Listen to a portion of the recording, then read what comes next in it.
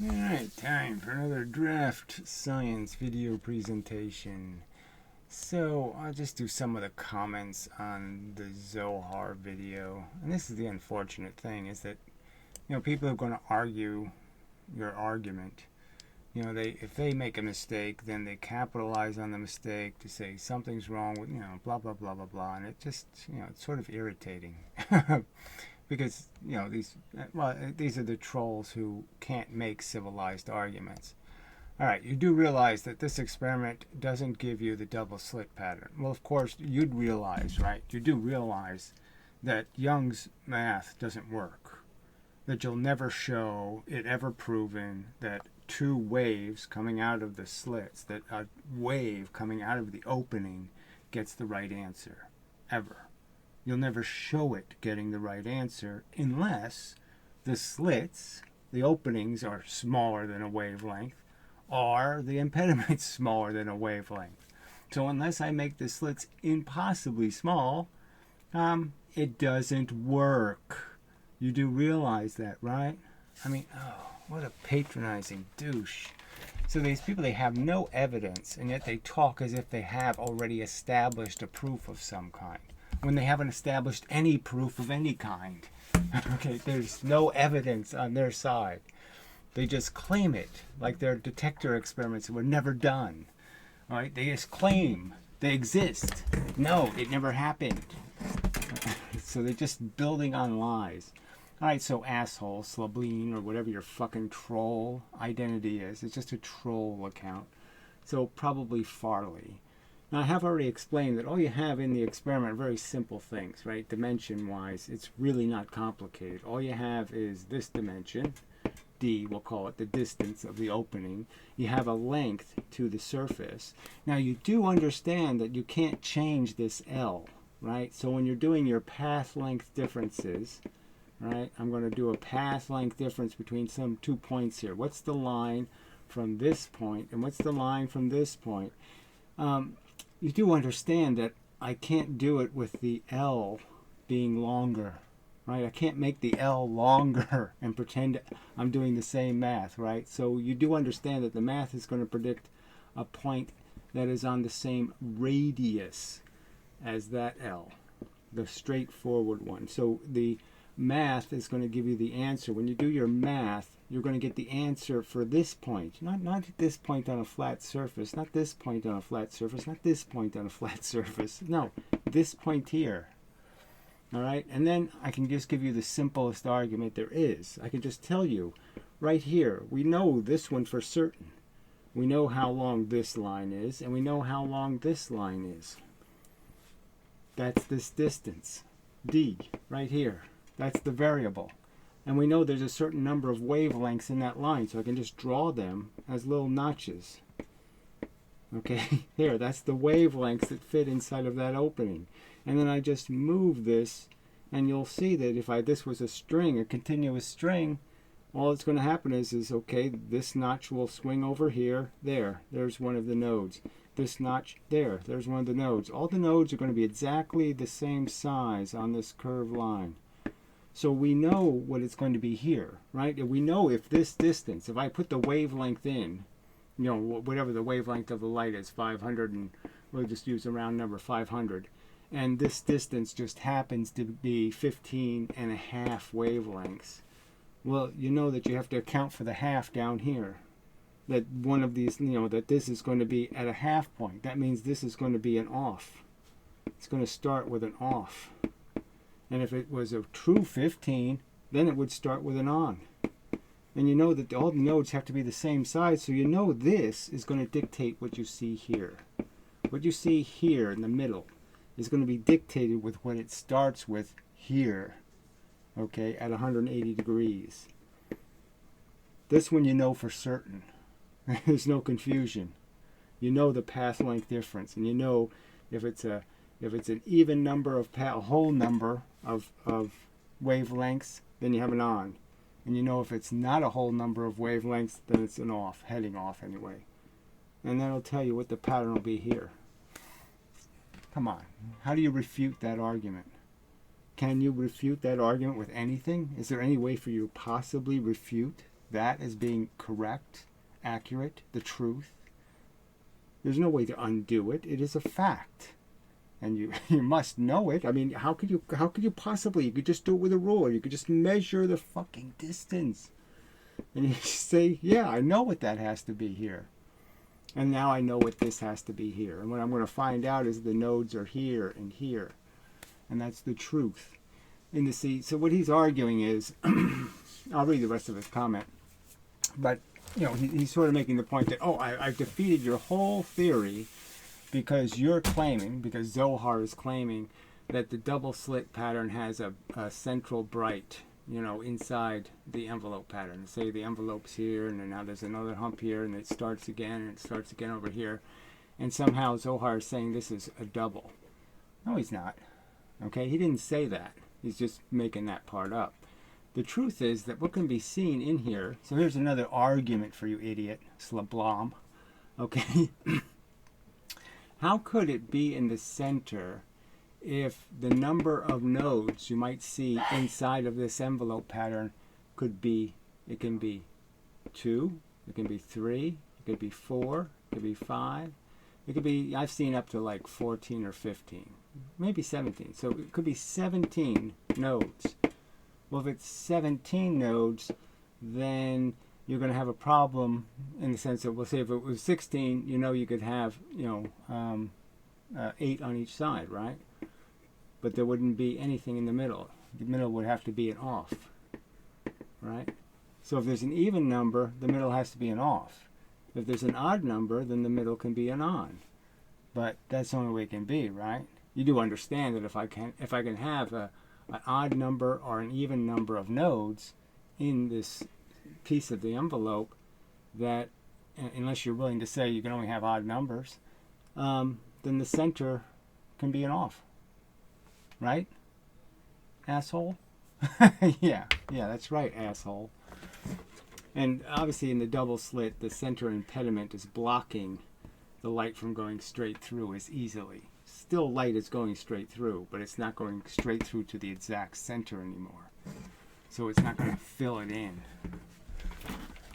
As pointed out in the video, of course. The video I made. So anyway. Alright, so you do realize that the explanation doesn't give you the double slit pattern, question mark. So obviously it does. You're just, making shit up to try to claim that he's saying something he didn't say, and he certainly didn't explain. Okay, in the double slit pattern, the center fringe is not twice as large as the other ones. It's also not necessarily in the center. Again, if there's 15 nodes, how could it be in the center?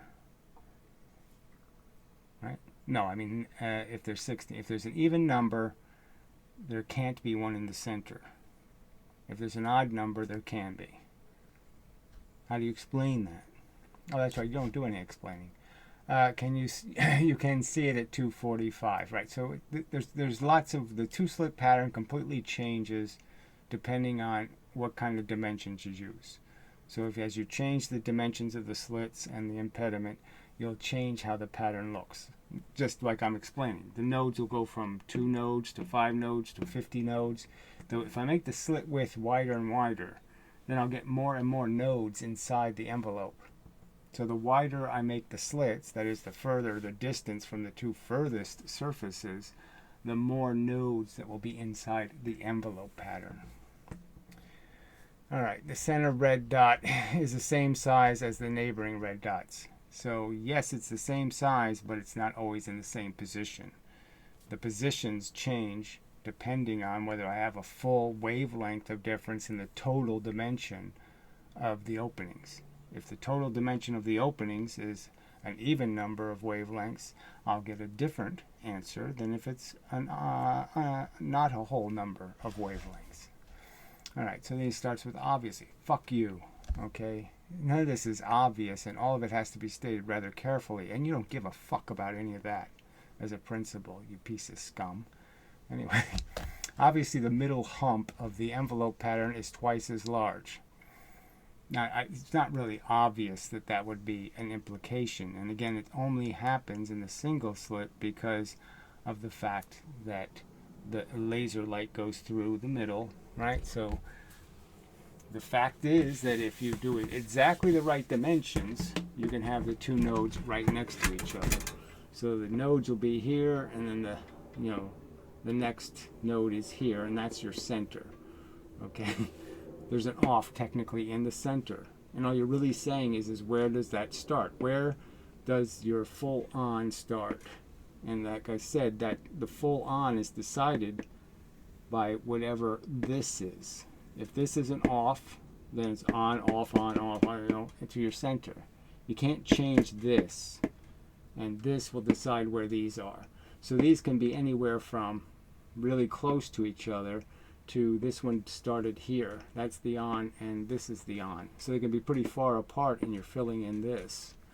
Or they're really close together and just filling in this little bit. So they can be anywhere from 2 nodes of thickness to almost 3 nodes of thickness. So depending on how you do the experiment, what the slit dimension is, and whether it has full wavelengths or half wavelengths of distance, whether you have a whole number of wavelengths, whether your wavelength divides into it as a whole number, okay, like you have 50,000 here and you're dividing 5,000 into 50,000 kind of thing, a whole number. It's not a whole number if I make it 525. Anyway, and so that decides where the nodes are. So it can be anywhere from appearing to be just about 2 nodes, okay, to almost 3 nodes. So depending on how I do the experiment, the central maxima will be almost anywhere from 2 to 3 nodes of dimension. So the standard node would be like that, and I could have 2 or I could have almost 3, depending on where the actual starting node is. The finishing node would be a more precise way to say it. Alright, but the pattern within is not the same, so you can't say it's the same scatter and recombination mechanism for both distinct patterns. Yes, you can. And obviously, as I pointed out, you have to have all 4 sources or you don't have a photon you can see. That's the whole point of the slits blocking so much of the light. They're blocking the middle portion of the laser. The middle impediment is. So you're getting all periphery light, and that periphery light from any of the 2 sources, the 2 interior surfaces aren't producing enough fringe, and the 2 exterior surfaces aren't producing enough fringe pattern to make their own pattern. And so it's only when both of them combine that you get a nice photon. And obviously when you're trying to match pairs, that is, you're trying to match a frequency, the more sources magnifies the probability of you remaking a photon. So anyway, do you have a source for that point source from the edges creating the correct pattern? The math is on the Wikipedia page that he linked to, so it's there, Fraunhofer diffraction. And there's math that basically, I'll show that. So let me pause for a moment and I'll show it. Alright, so this is the math that actually works on any number of slits. So it'll work on a diffraction gradient, it'll work on the double slit, it'll work on the single slit. And it basically is saying there's 2 distances. Alright, so you have D and you have B. And it's a pi and the sine theta, but they're doing it the hard way. The simple way I would argue to do it, right? Pi comes up because, again, we're doing it on a curved surface. There's a radius. That's why pi is in in their equation. Now they're using the angles and sine thetas when you can just do it simple by just saying, here's your distances. All right, so you'll want to just do the calculation based on just count the 2 closest surfaces as a pair, do that distance, and call this your second distance. So distance B, or whatever you want to call it. Let's just use a different, call this the distance. And well, I guess B is another, just doing the opposite. So you have your 2 different distances. All you do is divide the wavelength into that distance, get that number, say 15.5 or whatever the number would be. That's going to tell you how many nodes will be on the curved surface. So the curved surface is where you get your pi from.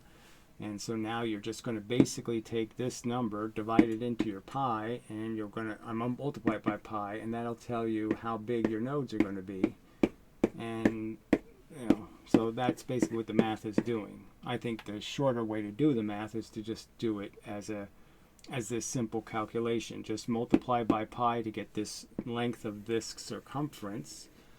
And then once you have the length of this circumference, you just divide, and you'll know the node size. And then you want to know where the third node is. Well, then you'll know how far on this curved line it will be from the center. So, but that's what the math is doing. It's basically just doing this simple dimension. This is what it's illustrating. That math is this illustration. And it's basically saying you have 4 point sources. And when all 4 of them are in phase, photon. When they're not in phase, no photon. So if the envelope pattern looked like this, right, big bars, then my little bars, the only place I'll have all 4 sources will be the little bars that are inside that envelope. So the little bars are being created by the big distance, and the envelope pattern is being created by the little distance. It's that simple. You can't refute it. You haven't refuted it.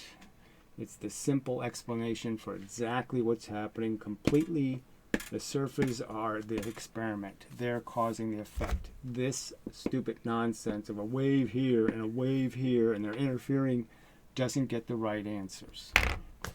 It's obviously this one distance will not make these 2 patterns.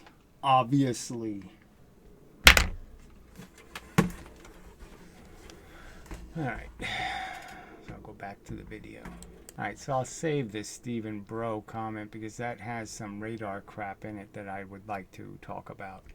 So we'll save that for another time and just deal with these other troll comments. So Zohar responds to being corrected, and he was appropriately corrected because, yes, he was saying exactly opposite of what I'm saying. I mean, he had it exactly backwards, in phase and out of phase. I showed that the light spots, the force bits from both surfaces can work together. So I don't even know why, saying it this way doesn't do anybody any good, but whatever. Filling each other's gaps.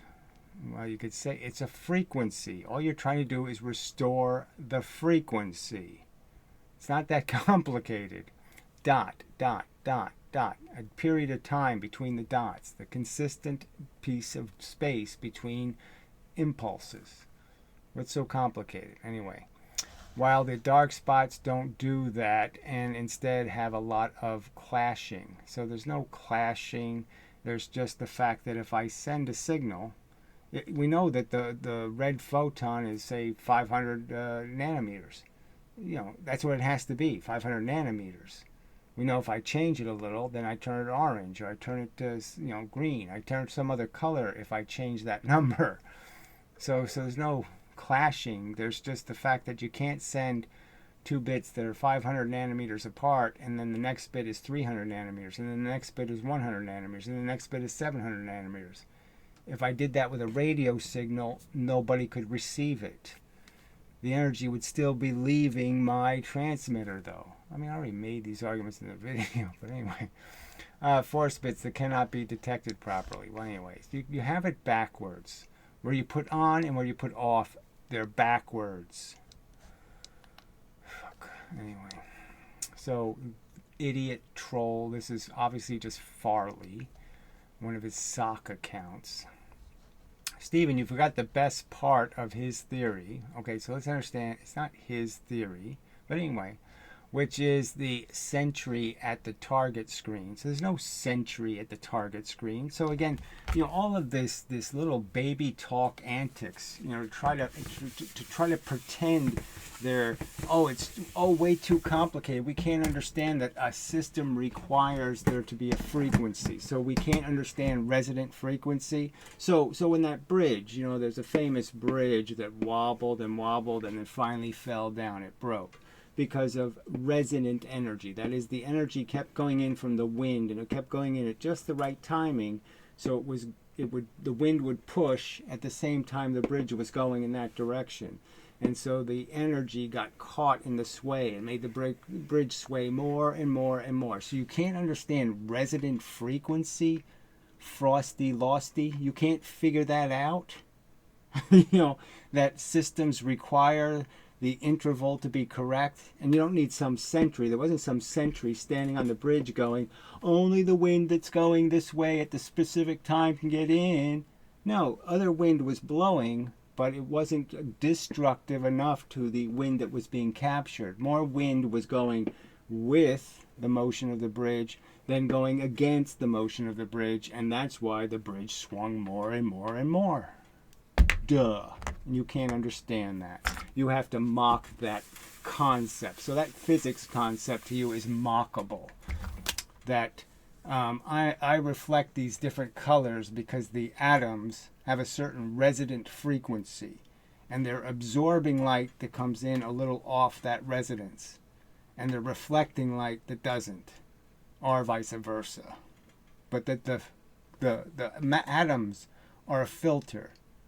And you think there has to be a little man there telling the atoms of this shirt, you're white, and you're going to absorb all of the. No, you're going to reflect all the colors. Yeah, that's right. You're not going to absorb any of the colors. Or you're blue. Let's use blue for example. So you're going to absorb the red ones and only reflect the blue ones. And there's little sentries that are on there. Is that your mocking joke? So you do that to a Professor Lewin video when he's explaining to you that the chemistry is creating the filter.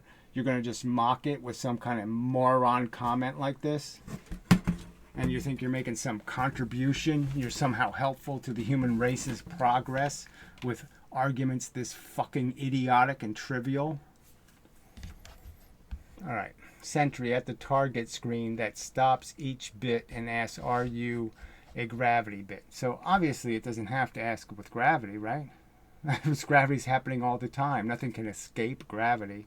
So they're always working, right?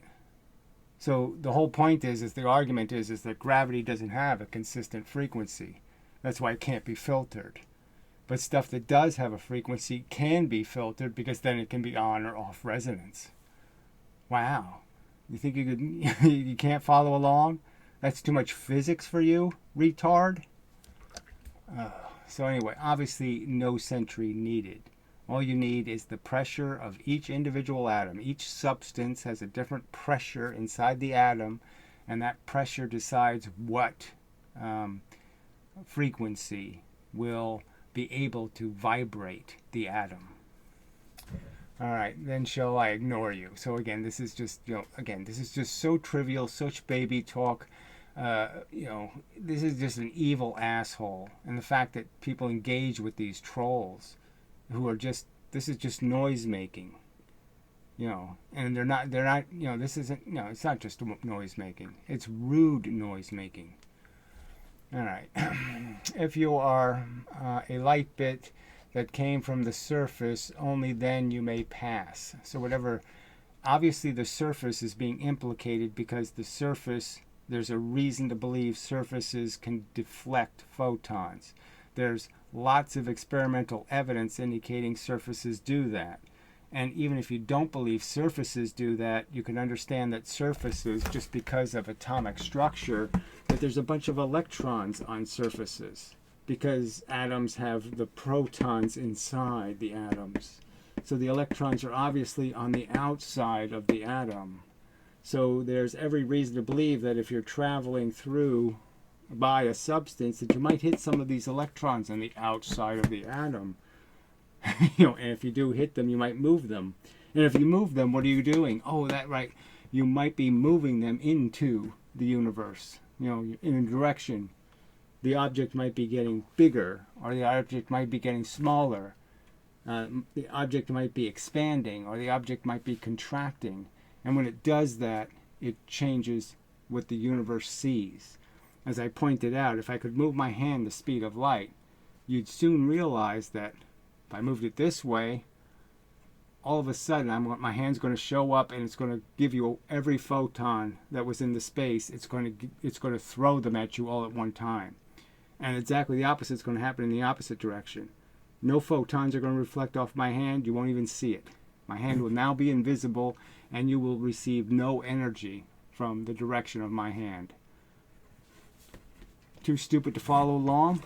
I mean, that can be the only excuse, right? You're all too stupid to follow along. Because you won't counter-argue any of these points. None of them will be addressed ever, okay, by these lame shit talkers. All right. Remember, everything in the universe is constantly bathed in these force bits. So he can't even imagine that that's the truth, even though we know right now you're getting hit by cell phone. You're getting hit by infrared radiation, a ton of it, by the way. Okay, you're getting hit by all the energy in the universe that's pointed in your direction. Every bit of starlight, all of that stuff's hitting you all the time. You're getting hit constantly by radiation. And he thinks that's a silly notion. That, and I can't possibly change any of that radiation by moving to a different location and somehow pushing the radiation as I move. No, that couldn't possibly happen. Yeah, I think it could possibly happen. I think that could exactly be the answer to how the universe works. Everything has to reflect. You know, they use the word absorb. Let's just understand when they say, I absorbed it. I don't keep it, okay? I don't get to absorb it and keep it. I don't get fatter and fatter and fatter. I don't sit here and absorb a bunch of infrared radiation, right? Right now I'm absorbing a bunch. If I was wearing a black shirt, I'd be absorbing all of the light, right? But I can't really do that, can I? Because if I kept absorbing it, I would just keep filling up with light and I'd get monstrously huge, wouldn't I? No, so I'm obviously not keeping it. So I'm not really absorbing it. I'm interacting with it and then re-expelling it in a color you can't see. So I'm taking in your visible photons and I'm giving you back invisible photons. And that's the fact. I'm constantly radiating exactly what comes into me. I'm giving back, except for the little bit of gravity potential that I'm creating. That I'm not giving back. All right. So he just doesn't get it. So the universe is constantly bathed in these force bits. So he doesn't think that's a viable explanation, even though it explains everything. It explains every single thing that happens in the universe is pretty much explained by the fact that there's a bunch of energy in the universe. And by moving in the energy, you change the energy, the pattern. The pattern of the energy is changed by your movement. Oh, he thinks that's too bizarre. Because there's no bent space involved, and there's no entanglement involved, and there's no mysterious photons are reading our minds involved. There's no wooey bullshit. This is a guy like he's saying it's impossible that elephants could exist, but yes, dragons have been proven. Dragons with 3 horns. Oh, fuck. But only the chosen one. So again, he says this like, there's something mysterious about the fact that different colors are reflected off this shirt. The different colors means there's a little man there deciding what color gets reflected. And it would be stupid for you to understand that, no, the chemistry is deciding. The configuration of the atoms are different. The different colors mean the atoms are different atoms. They're different shapes. And they will react to different patterns differently. Different frequencies will affect them different. Just like if I want to break a glass, I can't use any frequency. I have to use the harmonics of the frequency of the distance between the surfaces of the glass because I have to capture the energy in the vibrations of the glass. That means it has to be in resonance. It has to be either twice the wavelength or 3 times the wavelength or 4 times the wavelength. Okay, it has to be even multiple, or it will create destructive energy, in the sense the energy won't be adding, it'll be subtracting from the vibration of the glass. So if I want to make the glass absorb more energy, I have to add the energy and the resonant frequencies. So that, oh, he can't believe that. That's preposterous that could be true, that glass filters without a little man there to say what frequencies can get in and which frequencies can't. You mean the physical structure of the glass, the actual dimensions of the glass could decide what frequencies will break the glass? Yeah, that's physics, you ignorant piece of shit. Okay. All right, are counted at the screen. So again, just a disgusting comment. I mean, disgusting. All the work you have to do, these are complex subjects, lots of little parts, lots of experiments to meet, and this is the trolley crap they produce as arguments. This fucking superficial, trivial crap.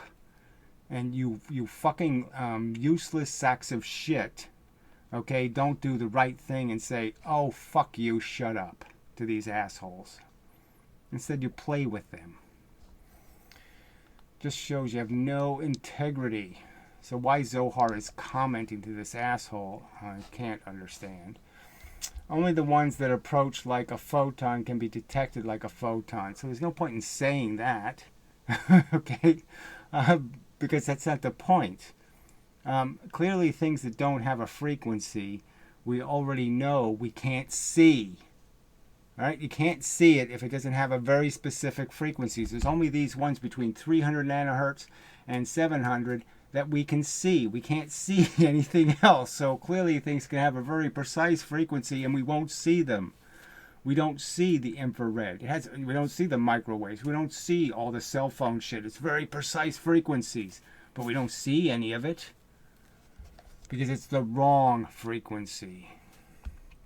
When looking at the pattern from the light, you ignore any miscellaneous force bits. So there aren't any miscellaneous. All there is there either is a frequency created. The waves are either coming at the right rate or they're not. And only focus on what is resulting from the light going through the slit. So this is where you could even bring up the jamming argument, lots of other arguments. We need the light to be, we need there to be a specific amount of extra energy at a specific frequency, or we can't see it. Our electrons won't react to it and create electricity. The energy still hits our eyeball is getting hit by cell phone radiation, by radio radiation, by microwave radiation. Yet it doesn't do anything to the the back of our eye. Doesn't create electricity. Doesn't send a signal saying photon, photon, photon. None of that happens because it's the wrong frequency. Shit. Okay, so I'll read this bit of Stephen Bro bullshit. I wonder if it may help if we put it this way instead. Where you just said at the right spots, force bits from both surfaces can work together. Oh, which was not a great thing to say. I wonder whether you can now see when you look at it where those bits are filling each other's gaps that this halves the wavelength and doubles the frequency. So yes, obviously at one exact location you'll be taking two red photons, so to speak, putting their frequency over each other. So if these were the reds, right, red photon, and if I put them out of phase, right, exactly out of phase, then I have a blue photon. I have a something very blue, too blue to even see. That's the problem. But let's say if we start with 700 megahertz, we could get to 350. And 350 is almost seeable, so maybe you could see one. Anyway, have another look at and dwell on it if need be. I'm hoping it will suddenly click why having the wavelength in Gary's theory would make it a dark spot, not a light spot. Well, it wouldn't necessarily make it a light or dark spot because it would change the color. But obviously it's changing it so dramatically that yes, it might not be a visible photon. So the fact is there might be some blue photons in the pattern, but there aren't enough of them to change the color enough for us to say, ah, it's bluer right in the very center. But regardless, the point is that the polarization would probably be wrong, because blue photons need to have a smaller polarization. That is, the little bits have to hit a smaller area of atoms to be able to cause the resonant effect. So you can't make a really big polarized blue photon and still receive it as a blue photon. So if you use red polarization on a blue photon, you're not going to see the blue photon. I'm only saying what Gary himself would say, has now said, albeit in a different way. I didn't say it that much differently. I mean, obviously he has the wrong labels on and off. I mean, that's a pretty significant mistake, a pretty obvious one, pretty simple one. The off should be on and the on should be offs. The animation itself is helpful, or would be if it weren't for the mix-up. It's worth doing again. Then it will be interesting to discuss the pros and cons of Gary's theory better represented. Yes, well, I don't think it's represented that well if people are going to take everything in his video this seriously, because obviously he didn't show them scattering right. He didn't do a lot of the stuff that I would have done. So, I mean, frankly, if you're going to do it, then you're going to do it, you're supposed to be doing it better than me, not worse than me. Okay? That would be my advice. If you're going to rephrase my theory, then you should do it better than me, not worse than me. It is a good effort to illustrate his theory, but would encourage you not to be afraid of thinking it through for yourself. La la la la. Like, duh, that never occurred to him. Duh. Obviously, people for yourselves haven't figured any of this out, so you're obviously not very good at it. I mean, it's just kind of amazing, right?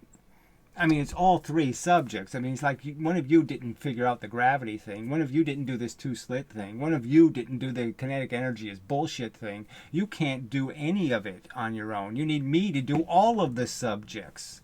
You haven't demonstrated that you can get a right answer on a single one of these subjects. You're the dupes and the fools and the suckers.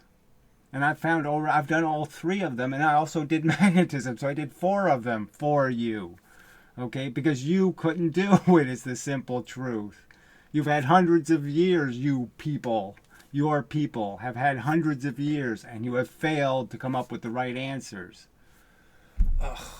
And so you really shouldn't think for yourselves, because you do it poorly. You really do need me to help you think, because you can't do it on your own well. You're showing it. For 200 years, Young's 2 waves have been getting the wrong answer, and you can't even figure that out. See if you can spot any problems with it and buy some proper slits. So again, you don't have to buy slits. You can certainly make them out of razor blades and other semi-decent straight line objects. But regardless, seeing the pattern again isn't going to help him. We all know what the basic pattern looks like. And the subtleties of the changes are so slight, making these distinctions. You really need a lab to make these really precise, tiny, micronic changes in the distances to see the subtle changes that it does to the pattern. I mean, going from, let's say, 15 nodes in the central maxima of the envelope. Say there's 15 nodes in it, and you want to go to 14, or you want to go to 13. These are very subtle changes in the slits. And you almost need you need a variable 2-slit, where you can crank both the external surfaces in closer to really do it well. But those are the experiments that might tell you something, but they're not going to tell you anything, because guess what? I've already told you what's going to happen. The prediction is solid. The drawings I have made are irrefutable, as pointed out. They're irrefutable. You can't change the geometry. The geometry is fixed. And it's that they've never explained the simple geometry correctly. It's obviously the math is predicting on a radius. Obviously, the 2 lines can't be made any longer or shorter. You can't change the physical facts of the geometry. So, I mean, there's no way to get out of this. All right? I am correct. Their bullshit is nonsense. The double slit is the 4-source experiment. The single slit is the 2-source experiment. The single impediment is the two-surface experiment. Anyway, if you're not already, there's a lot more to think about, but it's enjoyable. La la la la la. No, there's nothing enjoyable about obnoxious, trolly, douchebaggy, bullshit argumentation.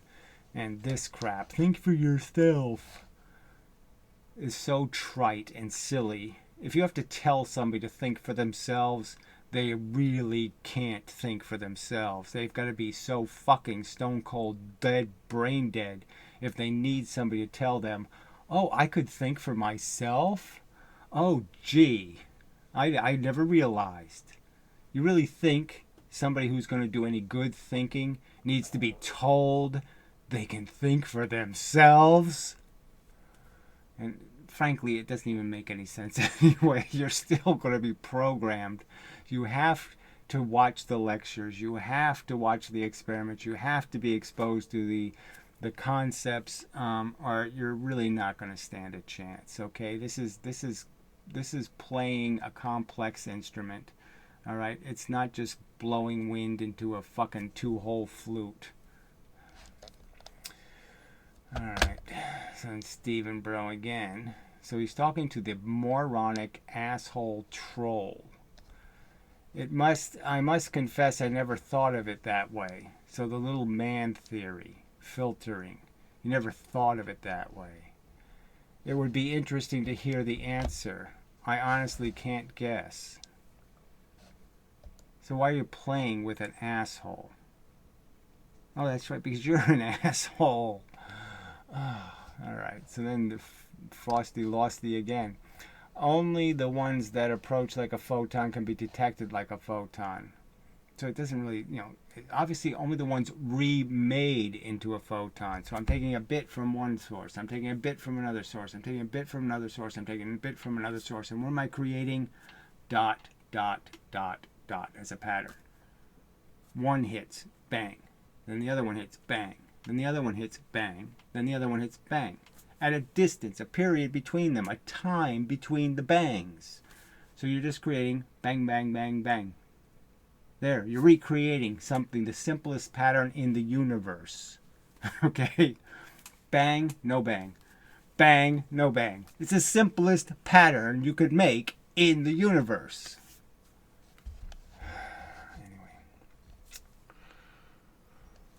Alright, according to the theory, a force bit is a force bit. So obviously, according to the theory, frequency is really important. And charge is really important, which means obviously the polarity of the force bit would matter also. But, so all of that's been already discussed. So that isn't part of the theory. A force bit is a force bit is a force bit isn't the theory. The theory is resonant frequency is incredibly important. Let me say it again. Resonant frequency is incredibly important. That's part of the theory, retard. Anyway, the only difference between gravity and light is that the former is random. Well, nothing's random. The point is it's not ordered. It isn't at a specific frequency. Just like me creating a radio signal that doesn't have a specific frequency, that radio signal will not be able to be heard by anyone. I can put all kinds of fancy music on it. I can say, fuck you, fuck you, fuck you, all I want. And I can send it out there off my antenna. And if I don't send it at a consistent frequency, no tuner in the world will receive it. Fact. Okay, and the latter comes at a steady frequency. Here we go. How does an electron on the screen know which bit belongs to gravity? Okay, so obviously gravity is always affecting everything, so it's energy. So it doesn't know the difference. It's just, the point is that you're going to perpetrate. That's good enough. It's kind of a Ken Wheeler word. You're going to disturb an atom. And you're going to disturb it at a rate where the reflections inside the atom are the same as the distance of the period. And so therefore you're going to keep adding energy to the atom's system and therefore make the electron pop out of the atom essentially. That's the idea. I think it involves more than one atom, but I don't want to get into all that crap. But that's so simple. And which belongs to light. So obviously it knows The frequency is, the filter is happening all by itself. Just like the bridge that flew apart. Okay, it didn't need anybody standing on the bridge saying, okay, this wind, you can come in. Oh, that wind can't come in.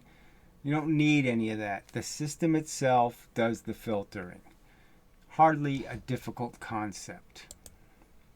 All right, it takes barely 10 seconds of common sense to dismiss this theory. So he dismissed nothing.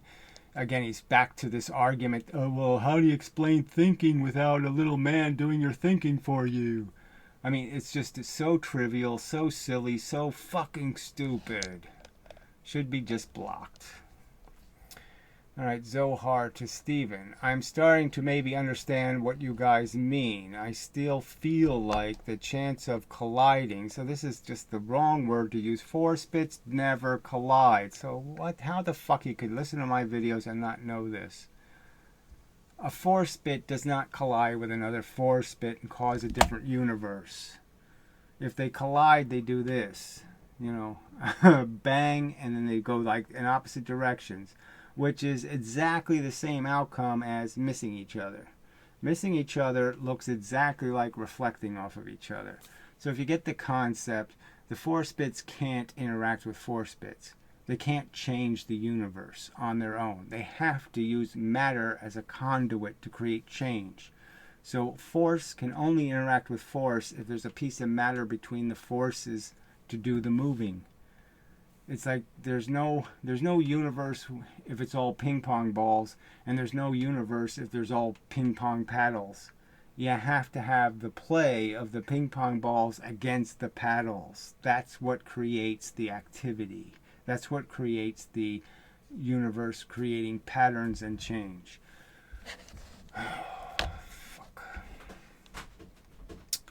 Would cause dark spots. Okay, so again, force never collides with force, which is my video's perspective. Well, it's not my theory, but I'm starting to think about it the other perspective. I don't know what other perspective you're thinking about. Feel free to join my Discord, which is just retarded, where it may be easier to have these longer type discussions. Why? You can type all you want to in YouTube, but whatever. This whole fascination with Discord, I do not understand. Alright, so Zohar says to the stupid troll, well, the answer is that there is no difference, and it wouldn't know. Well, there's clearly a difference between a photon and energy that's not at a frequency, or not at a consistent frequency. That's the difference between heat and photons. But having light clearly adds an effect different than the gravity force bits. But having light, so again, being at a frequency does mean that it can cause effects that it couldn't cause if it wasn't at a specific frequency. If it is tuned to the atom, it will make the atom do something. If it's not tuned to the atom, it won't. So it's anything vibrating, it's a tuning fork, it's lots of things. If I don't hit the tuning fork with harmonic frequencies, the tuning fork will not receive the signal. It will only receive certain signals. And the same is true for atoms. All right, number 1. Light means more exposure to more force bits. No. Light exposure is a different kind of pattern. It's a pattern, period. And tends to result in more light being produced, which I don't even know what that means. It's a pattern that, no, it's just taking the gravity that exists and putting a pattern on it. What you're reflecting to the world, to the universe, again, there's no such thing as you absorbing something and keeping it. You're always reflecting eventually. So we're just talking about things you reflect immediately versus things you reflect later. Okay, and you might reflect them in a form that's not visible anymore. So light comes in, it hits me, it heats me up, I expel the heat in the form of an invisible photon. So I never keep the energy. I'm always going to reflect it. So we're just saying what happens when you move something in a world where you're going to reflect the energy. Well, if I'm moving towards you, I'm going to reflect more energy. If I'm moving away from you, I'm going to reflect less energy. Now can I say, Duh. Do you get that?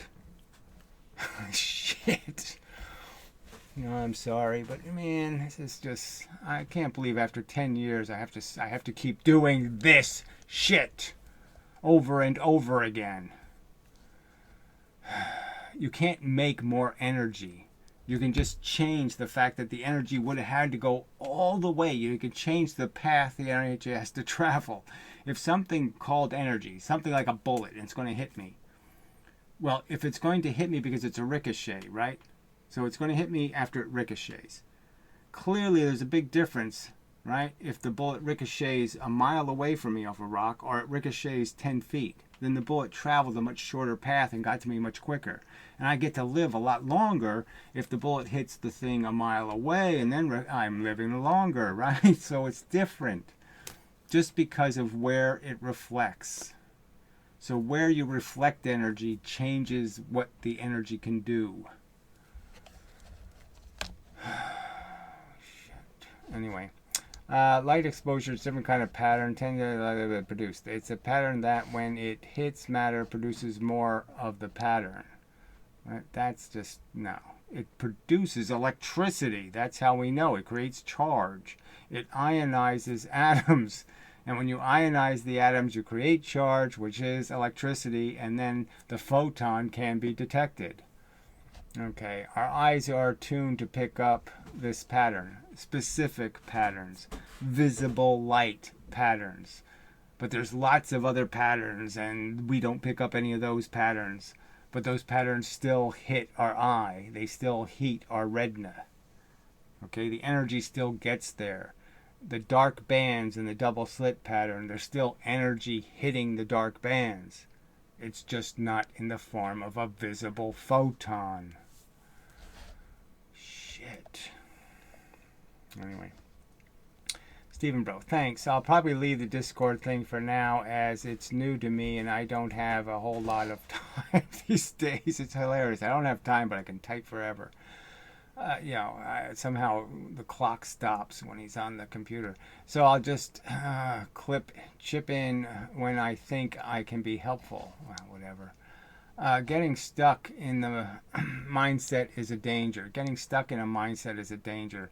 No, it's a danger is you loop-de-doos who keep talking about the danger of actually defining some truth. Like, yes, there's no dragons, there's no Sasquatch, there's no UFOs, there's no wooey magic fairies, there's no leprechauns, yes, let's decide there's none of that crap, that made-up crap. And let's try to find out if there's some real answers about what there really is, which is 3 dimensions, and stuff moves in the 3 dimensions, and it takes time to move in the 3 dimensions. But no. Keep an open mind, which doesn't mean anything, okay? Even when you are sure. So again, even though there's a big pile of evidence proving evolution, don't believe it, because maybe some made-up story about a cartoon character is true. Maybe there is an ocean where SpongeBob lives. Somebody drew it, so it must be possible because somebody drew it. So we have to take it seriously, so we can't be sure there's not SpongeBob Village or whatever the fuck his town is called. Shit. Keep considering other possibilities, like the ones that don't have any evidence supporting them. Yes, keep believing in the unevidenced bullshit. Keep believing that momentum isn't weight when it obviously is. All right, it's too easy to get hung up on one area and focus on it so much, and it becomes hard to see past it. La, la, la, la, la. So just a pile of crap. The truth has been obscured by people who wish the truth to be something it's not. Leibniz, you're defending the people trying to destroy the pursuit of truth. Leibniz and Madame Chartelet. These people are people with an agenda to force reality to fit their fantasies. And you're defending that crap, you fucking idiot. Anyway, so Zohar responding to the troll. I don't feel that you have answered my question. Oh no, this is the troll responding to Zohar. But we'll leave it at that. It's not your fault. The theory itself is indefensible. So more horseshit. So let's understand. I have posed these questions. They have answered none of them. I have posted 3 videos that are only 15 minutes long. They have responded with not a single critique of a single sentence in those videos. Nothing. Absolutely no counter argument in any rational, reasonable form whatsoever. Scummy liars. So Mickey, showing his real identity, you know, he has his little fake identities, and then he has his real one, my real troll account, you know, where he pretends that he's a man of some kind by using John Wayne's icon, like he has anything in common with John Wayne when he's a weasel. I mean, John Wayne would never do this kind of horse shit, be a little panty wearing on his head, you know, trolly anonymous coward. Yeah, oh, I have to get my fake, you know, I could just see John Wayne getting a VPN and get his little fake identities, his little fake, yeah, sure he would. Fuck you, asshole. You're so bad, you're so disgusting to steal somebody else's identity. And Stephen Bro think that's a great thing to do, steal somebody else's identity. Ride on their name, use their image, wear their face like you own it. Steal their identity. He thinks that's a great idea, stealing people's identities. What a piece of scum. Alright, this does not explain why we get some pattern with photons are shot one at a time. So obviously, you know, they think they've proven somewhere that they actually shot a single photon somewhere, and there's absolutely no proof. There's just theory. And the theory depends on whether you think a photon is this big or this big or this big, or, you know, what you think a photon is. And obviously I'm arguing that because photons are composite objects, you can shoot pieces. And the pieces aren't a photon till you reconstruct them. That is, till you put them back in the right order. And you can do that with polarizing film. Lots of ways you can fiddle with photons and fuck them up. The polarizing film sort of proves it, right? Because I can take a piece of film going this way and a piece of film going this way, and there's 0 photons get through. But somehow I put another piece in this way, and all of a sudden photons are getting through. So they must have already been there the whole time. The photons must have been in there the whole time if I can make them more visible by sticking something in there. I didn't destroy anything, obviously. Obviously, I've now fixed what the film was breaking.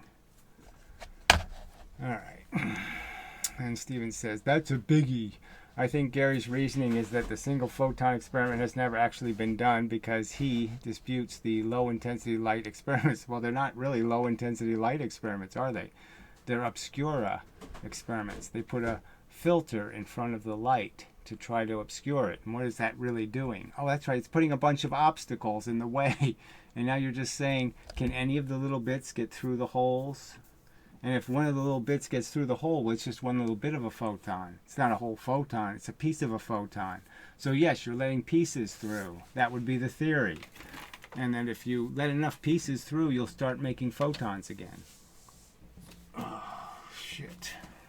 I've been over and over that. Really do result in one photon at a time. So again, the Veritasium experiment is perfect evidence. He tried to do the experiment the right way. That is, take a long time to do it. Okay, and it didn't work. And so what he had to do was he had to crank up the photomultiplier to force the experiment to happen in a shorter amount of time, because you had so many error photons that you had to do it quickly, because if you took a long time, the error photons would overwhelm the experiment. So it gave him an excuse to do the experiment in 5 minutes instead of 5 hours. And that's right there, shows you that there's no single photon. The shorter amount of time guaranteed there were more pieces of a photon, or more parts of a photon, or more capacity to make a photon in the experiment. And that's the truth of it. You needed the shorter time, because without the shorter time, you couldn't get the result. Alright, although I have my own ideas that I'm modestly confident of, so what does that even mean? You just told somebody else not to be confident. Just silly. So, and again, he's afraid to even say what these theories are. which I suspect they're just going to have some kind of woo in them, right? What else could it be? Why are you afraid to tell us what these fucking theories are? Unless they're so fucking shit for brain silly. That's what you're afraid of. I'm not so confident as I would shout it from the rooftops. Why not? So again, it's not even that you're confident. You're so afraid that it's ludicrous that you won't even say what it is. Okay, it's largely a private matter for me. Oh, why? Why should this be a private matter? You know, if I asked you how long is the average hair on a horse, is that a private matter? You don't have a theory about 3/4 of an inch? I don't know. You can't even guess? You're afraid to? My own curiosity satisfied. Oh, okay, so he's satisfied God exists. But I am never anything like sure, so whatever. But this is the whole point, right? So you're not sure we evolved. You're not sure of a whole bunch of things, right? They're all open questions because yes, it's all so mysterious. No, it really isn't mysterious. The facts are overwhelming in where they're pointing. The fact that they haven't repeated the Eddington experiment, especially from space with 400 times better resolution. Why wouldn't you repeat the experiment when you have 400 times easier to do?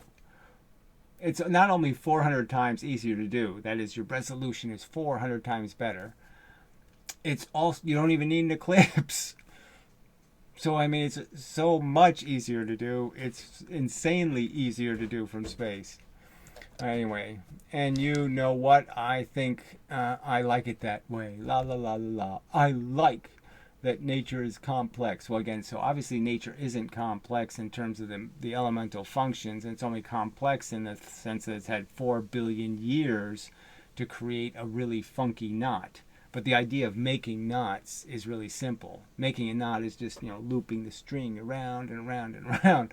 It's really simple. But so it'll take a long time to analyze how the knot was made, but the knot in principle is made of a very simple process. I mean, I have some morning glories that are, weaving through the fence, and they've created insane knots, in tangling with each other. You could never untangle them, kind of knots. And obviously they're morning glories, they're idiots. So obviously they got into that trouble through a very simple process, doing a very simple thing. Okay, a never-ending puzzle. So what a pile of crap. The idea that it could all be solved and then we'd have nothing much left to solve. Oh, what a disappointment. We cure all the diseases. We have all right answers for a change. We stopped making, left turns. We stopped doing stupid things. Oh, gee, what a disappointment that we do smart things instead because we know right answers instead of stupid wrong answers. Oh, fuck. It seems quite disappointing for future generations. Oh, that they would actually do things that were rational and not waste suffering and waste lives and waste time and waste everything on pointless, idiotic, backward steps. Let's not solve everything for them. LOL. Yeah, so just such a stupid overall philosophy. Just so fucking stupid. Anybody who understands the power of right answers, the power of intelligence, I mean, that's revolting that some asshole would sit there and say, let's stay ignorant. Ugh, disgusting. Let's leave them some fun. Oh yeah, it's just such a pile of fucking goddamn fun. Having to educate dirty, stinking, trolling, heckling morons, religious kooks who can't make a real argument, and the ones you defend, assholes who steal other people's identity, who invade other people's privacy, and you call them your best friend. You're a fucking piece of shit, Stephen.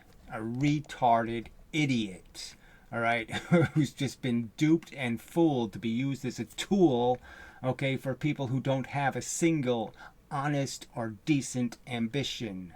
None whatsoever. They're just petty, resentful losers who can't deal with the fact that they have failed, and so they have to cheat. because they couldn't win a fair fight. You're just such an asshole. Ugh, pathetic assholes. Alright, so this is just a video for the trolls, we'll say, because that's all it really is troll commentary. Nothing like a reasoned counter argument. Oh, Jesus. Speaking of trolls, the fucking billionaires. Jesus. Oh, the sooner the planet ejects all of them into space, the better off. I just wish we could just, oh, they're going to go into space. Well, yeah, why don't we leave them there? Okay, once they're in space, let's just push them a little further, because they won't have any fuel to get back. It would be great. Let them go to Mars. We'll call it a trip to Mars. Yeah, they might get there in a few thousand years. Yeah, that's what we should be doing. Oh, fuck. Alright, anyway, enough of a video. So, till the next time and such. I mean, just every commenter is such a fucking idiot. Oh, I didn't do the proper. I love you so much. This has been a DraftScience video presentation. Too bad I don't have a rational planet in which to publish the video on. But anyway, I'll have to endeavor to persevere. That's all I can do. So, till the next time and such.